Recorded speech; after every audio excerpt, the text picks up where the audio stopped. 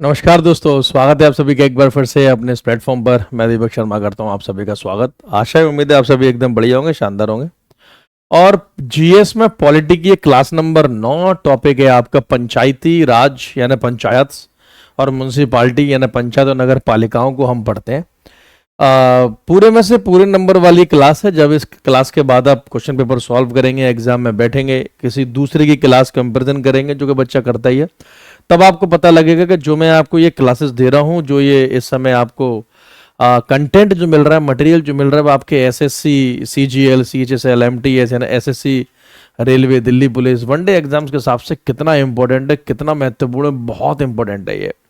ठीक है। और ये अगर आप सॉल्यूशन करके जाते हैं, इन क्वेश्चंस को लगा के जाते हैं, इन सेट्स को अगर आप लगा के जाते हैं, तो मैं आपसे गारंटी देता हूं कि आपके एग्जाम में नंबर ही नहीं बढ़ेंगे। नॉलेज तो खैर आपकी इंक्रीज होगी, लेकिन सिलेक्शन भी आपका बहुत हद तक कंफर्म हो जाएगा। 2025 के जितने भी एग्जाम्स में, सभी एग्जाम्स को ध्यान में रखते हुए ये सीरीज आपकी चल रही है। आप इसे फॉलो करें। आप किसी भी स्टेट से हो, राज्य से हो, किसी भी एरिया से हो, ये क्लास आपके लिए बहुत बेनिफिशियल होने वाली है। टॉपिक का नाम है लोकल गवर्नमेंट यानी कि क्षेत्रीय सरकार। इससे पहले हम टॉपिक को शुरू करें, मैं इससे पहले आपको कुछ बातें बता देना चाहता हूं कि इसके बारे में कुछ इंपॉर्टेंट बातें क्या हैं। देखो, हम कहते हैं इस टॉपिक को कि ये लोकल गवर्नमेंट है।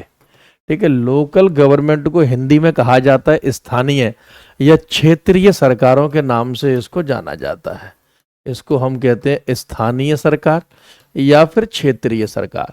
क्षेत्रीय स्थानीय नाम इसका इसलिए क्योंकि ये लोकल एरिया के डेवलपमेंट के लिए, क्षेत्रीय विकास के लिए जिम्मेदार होती है। यानी जैसे गली मोहल्ले, आपके फुटपाथ, स्ट्रीट लाइट, नाले नालियां, ठीक है, इन सब का विकास, पॉल्यूशन, गंदगी उठाना, ये सब लोकल गवर्नमेंट्स ही करती हैं।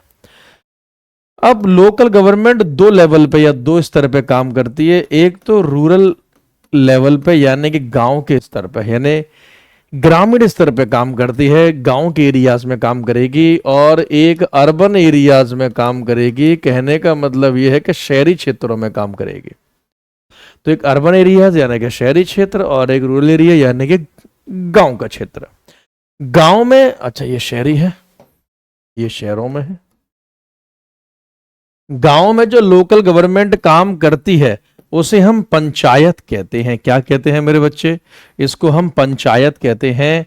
ठीक है, पंचायत वो नहीं जो आप लोगों के साथ बैठ के करते हो, वो जो कि गांव के सिस्टम को चलाती है, उस बॉडी, उस ऑर्गेनाइजेशन को पंचायत कहा जाता है। और अर्बन एरिया में इसको म्युनिसिपैलिटी कहा जाता है। शुद्ध हिंदी में नगर पालिका कहते हैं। यानी शहरों में अगर जो लोकल डेवलपमेंट करे, ठीक है, क्षेत्रीय विकास करे, उसे बोलेंगे म्युनिसिपैलिटी, नगर पालिका। और गांव में जो ये काम करे उसे बोलेंगे हम पंचायत। ठीक है। चलिए, इसी सिस्टम के ऊपर आज हमारा, यानी इसी चैप्टर के ऊपर लोकल गवर्नमेंट के आज हम क्वेश्चन करेंगे, जो जो क्वेश्चन आपसे बन सकते हैं। तो एक्चुअल में आज का ये जो टॉपिक है ना आपका, ये लोकल गवर्नमेंट का टॉपिक है। ये क्षेत्रीय स्थानीय सरकार का टॉपिक है जो आज हम यहाँ सॉल्व करने के लिए जा रहे हैं। ठीक है। चलिए, तो ऑल द वेरी बेस्ट। देखते हैं इसमें से कितने क्वेश्चन आपको आते होंगे। लास्ट में इन क्वेश्चंस के बाद आप अवश्य हर वीडियो में मेरे को बताया करो कि कितने क्वेश्चन इसमें से आपको आते थे, कितने ठीक हुए, कितने रॉन्ग हुए, और कितने सवाल आपके लिए एकदम नए थे। ठीक है। पहला क्वेश्चन, पहला सवाल, which article of the Indian constitution deals with the establishment of local government? भारतीय संविधान का कौन सा अनुच्छेद स्थानीय सरकारों की स्थापना से संबंधित है? मतलब कौन सा आर्टिकल इसमें से ऐसा है जो लोकल गवर्नमेंट के बारे में बात करता है कि देश में स्थानीय सरकारें होंगी?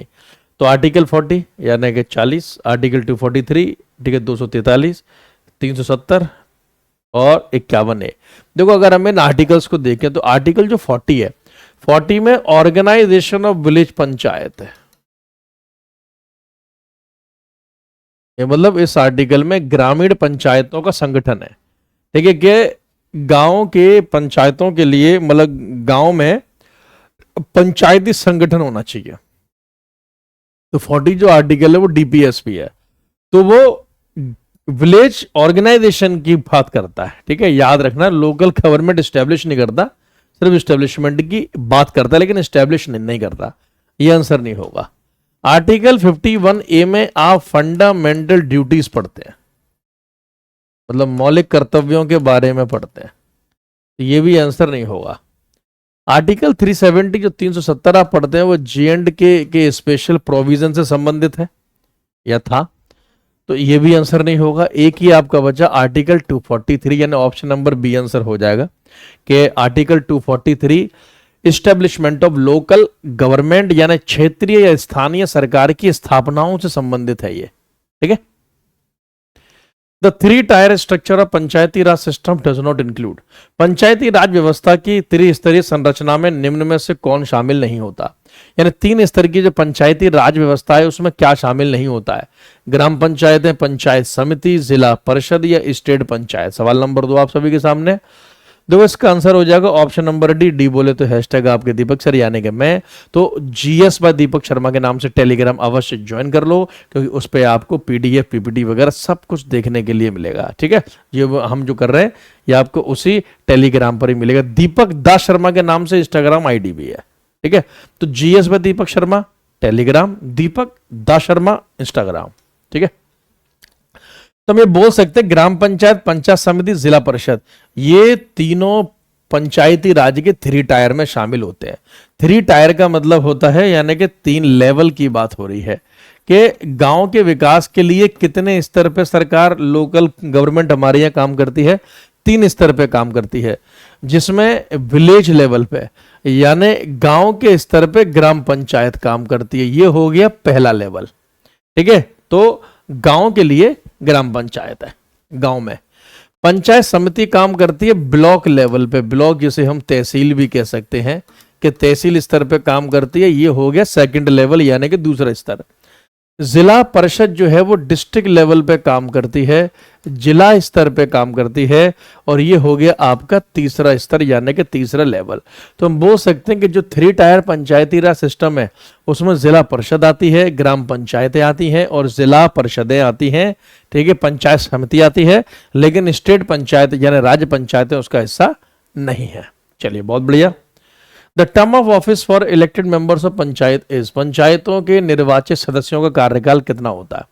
मतलब जो पंचायतों में चुन चुनकर जो लोग पहुंचते हैं, इलेक्ट होकर जो पहुंचते हैं, ठीक है, चुन चुनकर जो जा रहे हैं, उनका कार्यकाल कितने समय का है, कितने टाइम पीरियड के लिए वो लोग इलेक्ट किए जाते हैं, ये क्वेश्चन आपसे पूछ रहा है। तो आंसर क्या होगा? 5 ईयर्स, 5 साल।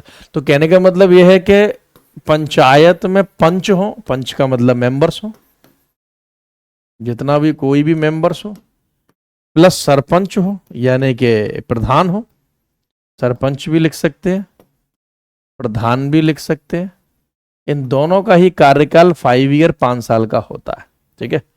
वो आपने पंचायत वेब सीरीज देखी होगी, उसमें प्रधान जी है ना, वो बोलते हैं हेड सर, ठीक है, वही प्रधान जी, तो उनका भी कार्यकाल 5 साल का होगा।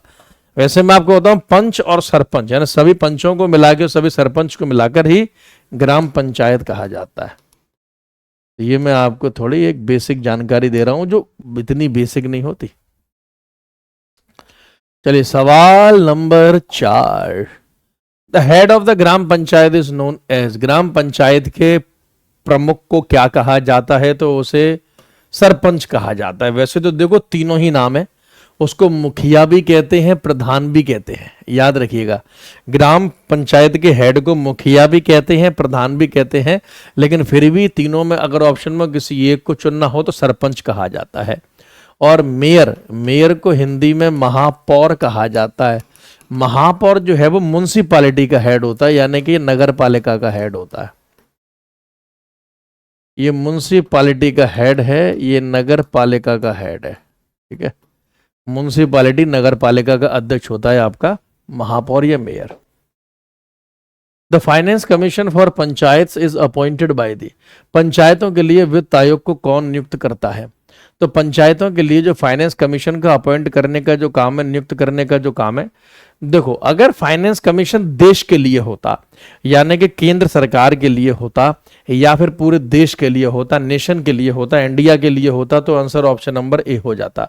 लेकिन वो पंचायतों के लिए फाइनेंस कमीशन वित्त आयोग को पूछ रहा है, तो ये काम गवर्नर ऑफ द स्टेट, राज्य के राज्यपाल के द्वारा किया जाता है, यानी कि राज्य का राज्यपाल फाइनेंस कमीशन अपॉइंट करता है पंचायतों के लिए।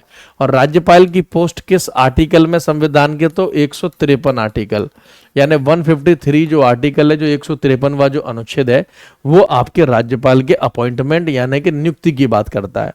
ठीक है, वो राज्यपाल के अपॉइंटमेंट या फिर नियुक्ति की बात करता है। ठीक है,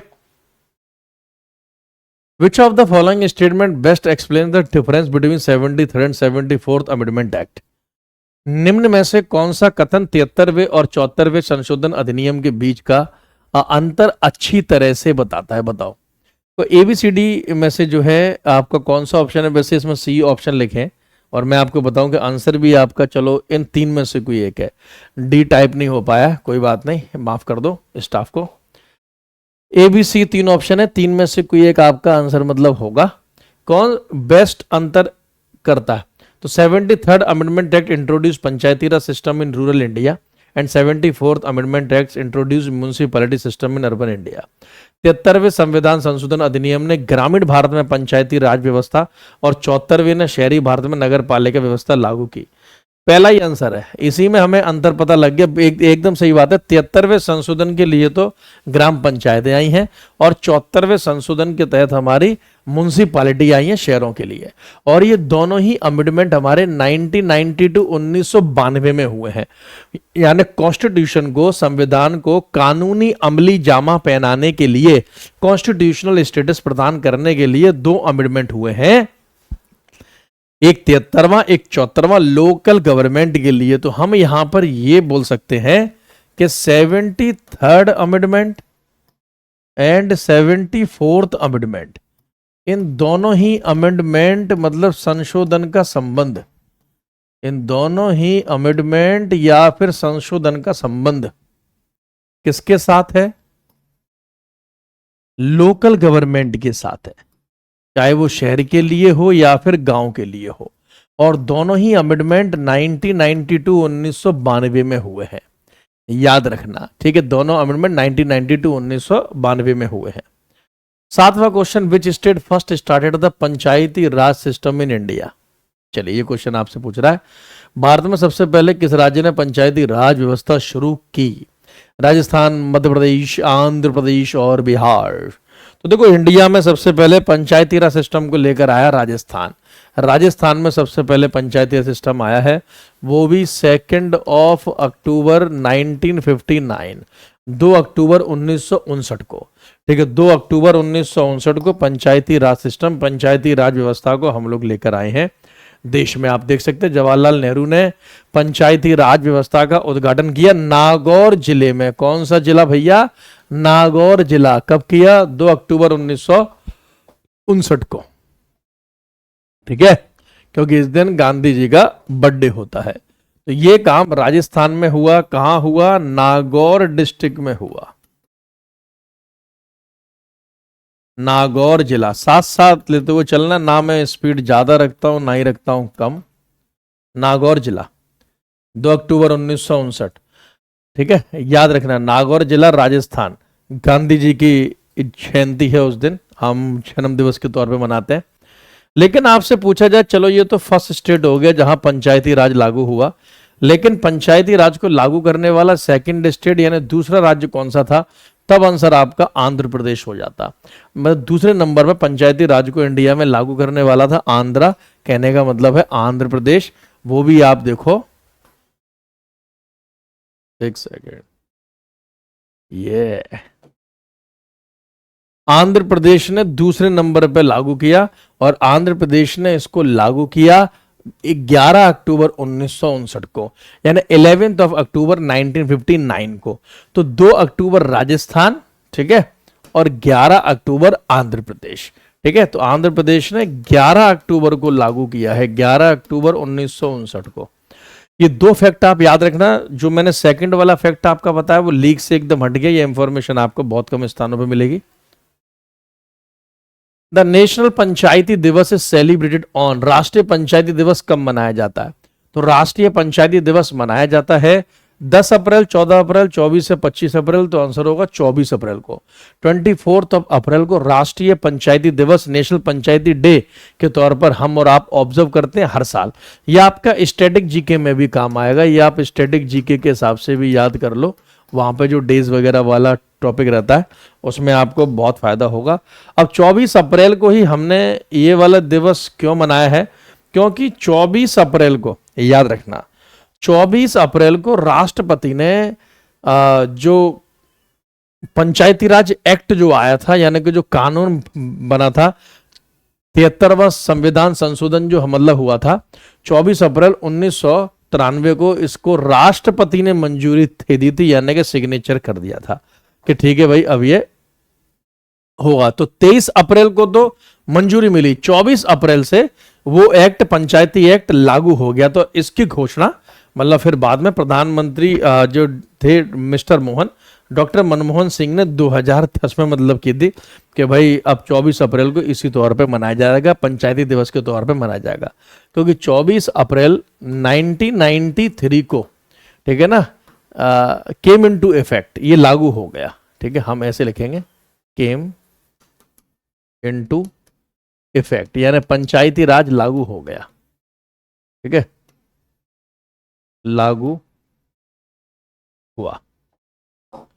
सवाल number 9, which of the following system is established on the basis of the direct election, निम्न में से कौन सी प्रणाली प्रत्यक्ष चुनाव के आधार पर स्थापित है, यानी कि देश में ऐसा, इसमें से कौन किसके इलेक्शन है जो डायरेक्ट इलेक्शन के हिसाब से होते हैं, प्रत्यक्ष चुनाव होते हैं। देखो प्रत्यक्ष चुनाव का मतलब होता है जब आम आदमी, यानी हमारी और आप जैसे आम लोग, जनरल पीपल, आम आदमी वोट डालता है। जब आम आदमी वोट डालता है उसी को हम डायरेक्ट इलेक्शन कहते हैं। तो इन सब में ग्राम पंचायत में सीधे गांव वाले मिलके सब वोट डालते हैं, इसलिए हम ये बोलेंगे कि भाई ग्राम पंचायत के इलेक्शन डायरेक्ट इलेक्शन है। इसलिए ग्राम पंचायत के इलेक्शन देश में डिसेंट्रलाइजेशन गवर्नमेंट की स्थापना करते हैं। लिख लें डिसेंट्रलाइज्ड गवर्नमेंट, शुद्ध हिंदी में विकेंद्रीकृत सरकार, विकेंद्रीकृत सरकार। विकेंद्रीकृत सरकार वो होती है जो सरकार के हिसाब से नहीं, लोगों के हिसाब से चले। यानी गांव में हम ये बोल सकते हैं जो रियल पावर है वो लोगों के पास है, बल्कि बाकी की जो सरकार है, राज्य और केंद्र सरकार, वहां लोगों के हाथों में पावर नहीं होती बल्कि नेताओं के हाथ में पावर होती है। तो ग्राम पंचायत का जो सिस्टम है वो देश में डिसेंट्रलाइज्ड गवर्नमेंट की स्थापना करता है, विकेंद्रीकृत सरकार की स्थापना करता है। ठीक है, सवाल number 10, which of the following statement is not correct, निम्न में से कौन सा कथन सही नहीं है। अगर आपसे यह पूछा जाए, सवाल नंबर 10 आप सभी के सामने है, तो देखो Panchayati Raj was established in India by Jawaharlal Nehru, ये कथन एकदम सही है, इसलिए ये आंसर नहीं हो सकता, क्योंकि वो आपसे पूछ रहा है इनकरेक्ट बताना कि भाई इसमें से सही कौन सा नहीं है। तो ये तो एकदम सही है, तो ये तो आंसर हो नहीं सकता, क्योंकि पंचायती राज को तो नेहरू जी के द्वारा ही स्थापित किया गया था 2 अक्टूबर 1959 नागौर जिला, अभी मैंने बताया थोड़ी देर पहले। बी देखते हैं, Madhya Pradesh was the first state which implemented the Panchayati Raj system. देखो यही आंसर है, क्योंकि यही आपका नॉट करेक्ट है, यही सही नहीं है। इस जगह मध्य प्रदेश नहीं बल्कि इस जगह राजस्थान आएगा। याद करो, मैंने अभी आपको बताया कि राजस्थान ऐसा पहला हुआ था जहां ये पहली बार लागू हुआ, तो ऑप्शन नंबर बी आंसर हो जाएगा। इसका मतलब ए स्टेटमेंट भी ठीक है, सी भी ठीक है और डी भी ठीक है। ठीक है, तो ये आप देख सकते हैं कि Tamil Nadu has adopted the bicameral method, यानी तमिलनाडु में 2 सदनीय पद्धति है। कहने का मतलब ये कि तमिलनाडु में 2 टायर पंचायती राज सिस्टम है, 2 टायर PRS है। PRS बोले तो पंचायती राज व्यवस्था, 2 स्तर पे पंचायती राज सिस्टम काम करता है। तमिलनाडु पे कितने स्तर पे काम करता है भैया? 2 स्तर पे। ठीक है, तो तमिलनाडु में 2 स्तर पे पंचायती राज सिस्टम काम करेगा। बाकी मैक्सिमम राज्यों में 3 स्तर पे काम करता है। पश्चिम बंगाल जैसे राज्यों ने 4 स्तर को भी अपना रखा है। ठीक है, ये आप याद रखें, लेकिन मैक्सिमम इंडिया में 3 स्तर पे ही पंचायती राज सिस्टम काम करता है। सवाल number 11, which is not a Panchayati Raj institution, निम्न में से पंचायती राज संस्था नहीं है। बताओ कौन इनमें से पंचायती राज संस्थाओं में नहीं आता? ग्राम सभा, ग्राम पंचायत, ग्राम कोऑपरेटिव सोसाइटी या न्याय पंचायत। सवाल नंबर 11, जल्दी आंसर दें, सोचा अवश्य करें। सबसे पहले ऐसे क्वेश्चंस में एलिमिनेट कर लिया करो। ठीक है, देखो ग्राम सभा, ग्राम पंचायत, न्याय पंचायत सब कुछ हमारे देश में होती है, लेकिन ग्राम कोऑपरेटिव सोसाइटी, ग्राम सहकारी समिति जैसी पंचायत में कोई अवधारणा नहीं होती। तो 11 का आंसर आपका हो जाएगा ऑप्शन नंबर सी। ठीक है। सवाल number 12, the magazine Panchayat Darpan was launch to monitor the progress of which yojana. पत्रिका पंचायत दर्पण किस योजना की प्रगति की निगरानी के लिए शुरू की गई थी? प्रधानमंत्री आवास योजना, संसद आदर्श ग्राम योजना, फिर आपकी देखो भामाशाह योजना या प्रधानमंत्री जनधन योजना। पंचायत दर्पण नामक मैगजीन को, पत्रिका को इसमें से किस योजना के मॉनिटरिंग यानी देखरेख के लिए, एवेल्युएशन आकलन के लिए लाया गया था? तो आंसर होगा संसद आदर्श ग्राम योजना के लिए। संसद आदर्श ग्राम योजना के लिए एक मैगजीन निकाली गई थी पंचायत दर्पण के नाम से। इसमें पंचायत दर्पण में इस योजना के जो भी परफॉर्मेंस होती थी उसके बारे में दे रखा होता था, अचीवमेंट के बारे में। देखो संसद आदर्श ग्राम योजना जो है वो 2014 में 2014 में देश के प्रधानमंत्री मोदी जी के द्वारा इसको लॉन्च किया गया था। और संसद आदर्श ग्राम योजना के तहत मतलब देश में हर संसद ने, एमपी ने, मेंबर ऑफ पार्लियामेंट ने जो उस एरिया से है उसने उस गांव के लिए क्या किया है उसके बारे में उस मैगजीन में उल्लेख या सरकारी आंकड़े पेश किए जाते थे। ठीक है। तो ये योजना है 2014 की, 2014 की बाय मोदी जी। तो देश के प्रधानमंत्री मोदी जी के द्वारा इसकी शुरुआत की गई। Which schedule was added to the constitution by 73rd constitutional amendment. 73वें संविधान संशोधन द्वारा संविधान में कौन सी अनुसूची जोड़ी गई? कौन सी अनुसूची छोड़ी गई? सवाल नंबर 13 आप सभी के सामने है। 13 का आंसर आपका होगा, बताओ 73rd कॉन्स्टिट्यूशन अमेंडमेंट के तहत कौन सी अनुसूची जोड़ी गई? 11वीं अनुसूची जोड़ी गई है। और 11वीं अनुसूची का संबंध पंचायतों के साथ है। मतलब पंचायतों के लिए संविधान में एक अनुसूची जोड़ी हमने, एक शेड्यूल को जोड़ा। कुल मिला के आपको पता संविधान में 12 अनुसूची है, 12 शेड्यूल है, जिसमें से 11वीं अनुसूची का संबंध पंचायतों के साथ है। और 11वीं अनुसूची में कितने सब्जेक्ट्स हैं, कितने विषय हैं? विषय का मतलब जो पंचायत काम करेगी।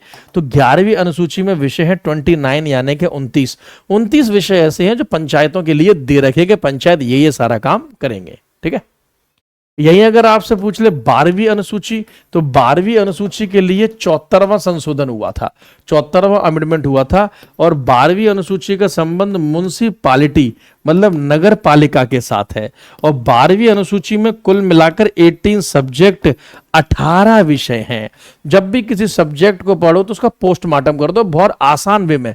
टीचर का काम है बहुत आसानी से आपके डीएनए, आपके खून, आपके रक्त में उतार देना। ठीक है।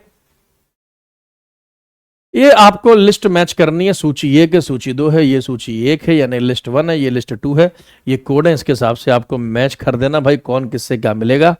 तो देखो देखो देखो देखो देखो देखो, ये है ABCD, ये है 1 2 3 4। तो इनको ऐसे मिलाना कि एक डेमोक्रेटिक डिसेंट्रलाइजेशन।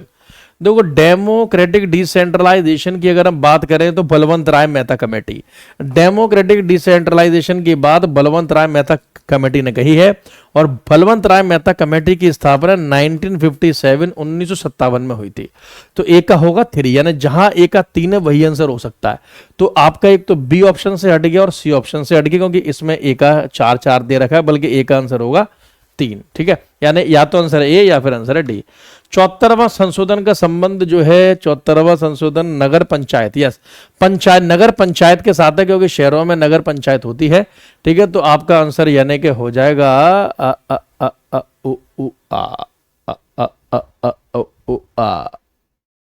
चलो अभी देखते हैं, ये मैच नहीं कर रहा, कुछ और मैच कराएंगे। हाँ, फिर आप देखो 2 टायर पंचायत ये सिस्टम मेरे को पता है कि अशोक मेहता कमेटी ने बताया। तो डी का होगा 2 यानी कि सॉरी डी का होगा 4, डी का होगा 4। अशोक मेहता कमेटी 1977 की कमेटी है।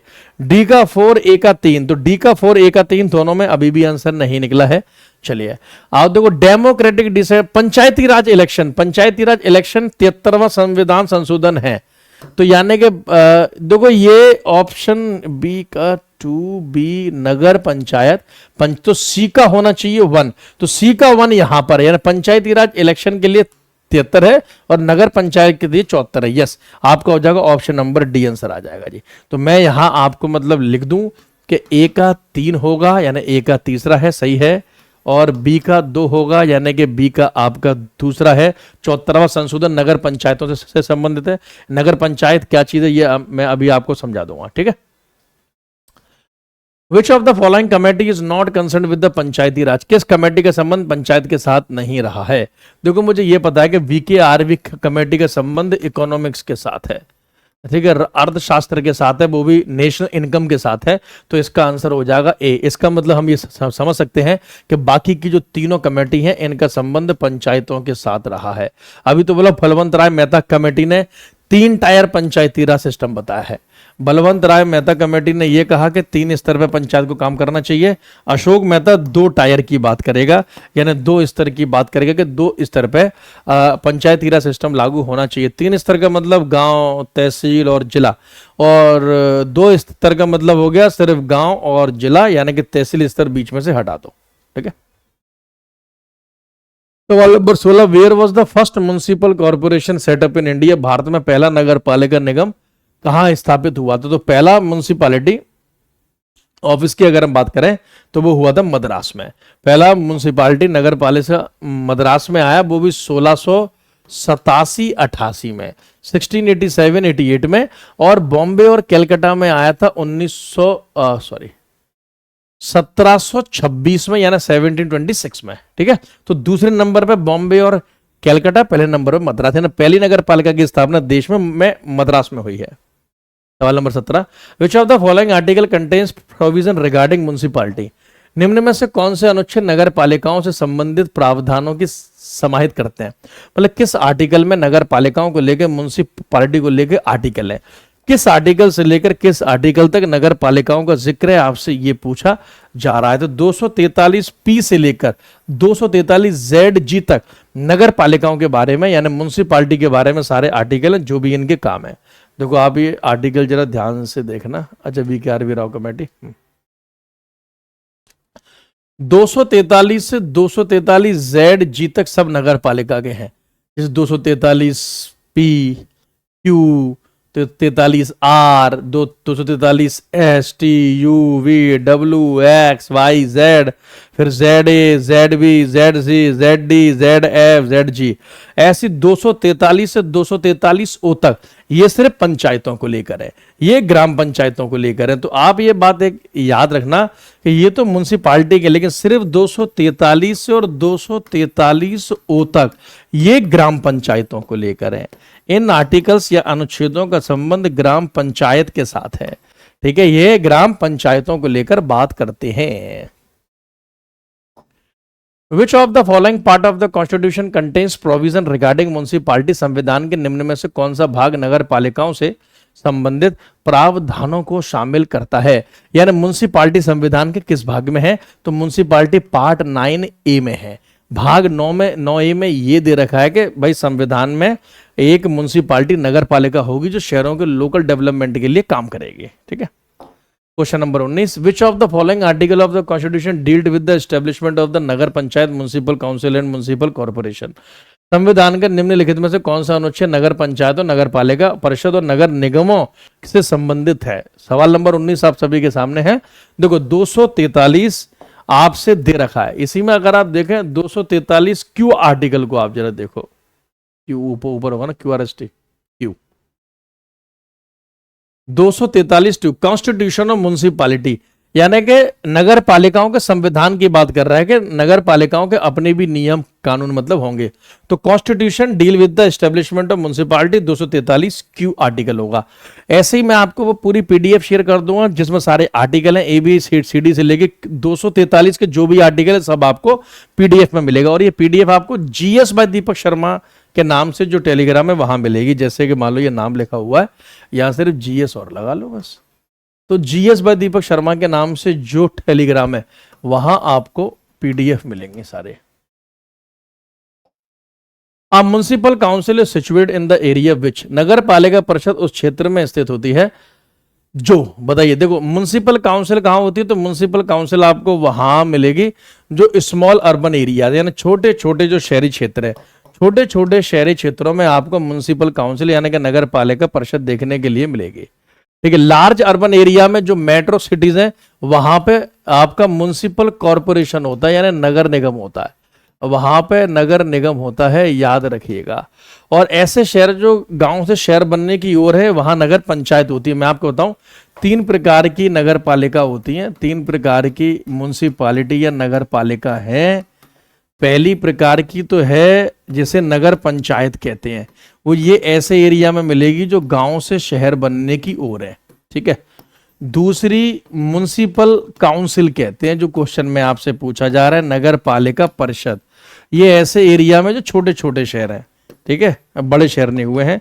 और एक होता है म्युनिसिपल कॉरपोरेशन यानी कि नगर निगम, जो बड़े बड़े शहरों में दिल्ली, मुंबई, चेन्नई, ऐसे नगर निगम, ठीक है। दो जो ये मेट्रो सिटी से मतलब होती है, इसी 3 प्रकार की आपकी नगर पालिका होती है।